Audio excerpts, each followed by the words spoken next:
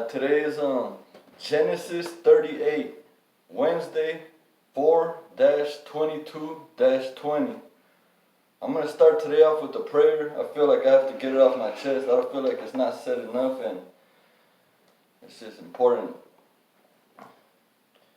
Dear God, our Father in heaven, Lord, today I thank you for everything that you do. I thank you for waking us up another day. I thank you for the air we're breathing. I thank you for everything you do. Let your will be done. Today, Father, I wanna give a prayer to you because our minds are only capable of so much. We know that you are perfect in all your ways. We know your will be done no matter what. We know no God is greater than you. We know that your will be done, but since our minds are so little, I want to give a prayer from the earth, from all your sons, even the ones who haven't found you yet, even the ones who don't understand it, even from all of the earth, from all of your sons, whether they understand or not. This is from us, all of us. I want a prayer to you that you find the strength that you give us, that you get the love that you give us, because I don't know what's going on up there. I don't know if you're going through anything, but I just want to send a prayer to you if you need it. We know your will here on earth will be done. We know your will be done to heaven, but we don't know anything past what our minds led us and what you have told us. So if you're going through anything, I want to pray for you, God. Amen.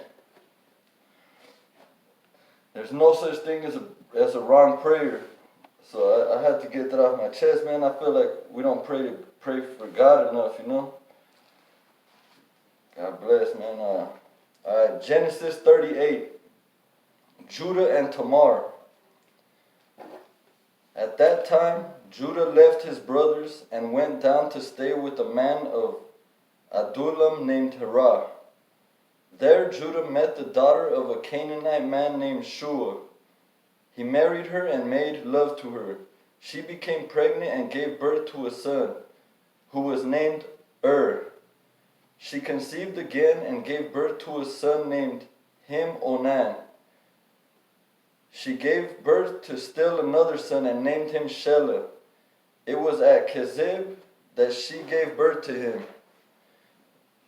Judah got a wife for his firstborn, and her name was Tamar. But Judah's firstborn, was wicked in the Lord's sight, so the Lord put him to death. Woo!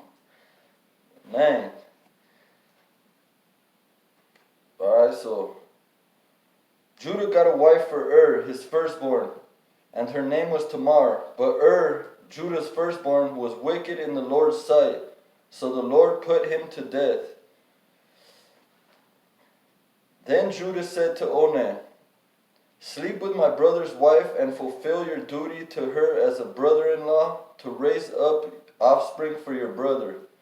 But Onan knew that the child would not be his, so whenever he slept with his brother's wife, he spilled his semen on the ground to keep from providing offspring for his brother. What he did was wicked in the Lord's sight, so the Lord put him to death also. Judah then said to his daughter-in-law Tamar, "Live as a widow in your father's household until my son Shelah grows up." For he thought, he may die too, just like his brothers.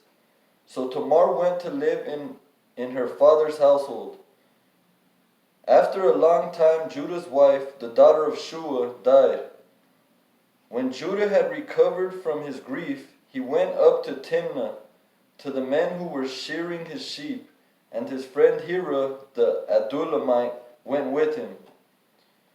Then Tamar was told, "Your father-in-law is on his way to Timnah to shear his sheep." She took off her widow's clothes, covered herself with a veil to disguise herself, and then sat down at the entrance to Enaim, which is on the road to Timnah. For she saw that, though Shelah had now grown up, she had not been given to him as his wife. When Judah saw her, he thought she was a prostitute, for she had covered her face. Not realizing that she was his daughter-in-law, he went over to her by the roadside and said, "Come now, let me sleep with you." "And what will you give me to sleep with you?" she asked. "I'll send you a young goat from my flock," he said. "Will you give me something as pledge until you send it?" she asked. He said, "What pledge should I give you?" "Your seal and its cord, and the staff in your hand," she answered. So he gave them to her and slept with her, and she became pregnant by him. After she left, she took off her veil and put on her widow's clothes again. Meanwhile, Judah sent the young goat by his friend the Adullamite in order to get his pledge back from the woman, but he did not find her. He asked the men who lived there, "Where is the shrine prostitute who was beside the road at Enaim?" "There hasn't been any shrine prostitute here," they said. So he went back to Judah and said, "I didn't find her. Besides, the man who lived there said, 'There hasn't been any shrine prostitute here.'" Then Judah said, "Let her keep what she has, or we will become a laughingstock. After all, I did send her this young goat, but you didn't find her." About 3 months later, Judah was told, "Your daughter-in-law Tamar is guilty of prostitution, and as a result she is now pregnant." Judah said, "Bring her out and have her burned to death." As she was being brought out, she sent a message to her father-in-law. "I am pregnant by the man who owns these," she said. And she added, "See if you recognize whose seal and cord and staff these are." Judah recognized them and said, "She is more righteous than I, since I wouldn't give her to my son Shelah." And he did not sleep with her again. When the time came for her to give birth, there were twin boys in her womb. As she was giving birth, one of them put out his hand. So the midwife took a scarlet thread and tied it on the wrist and said, "This one came out first." But when he drew back his hand, his brother came out, and she said, "So this is how you have broken out."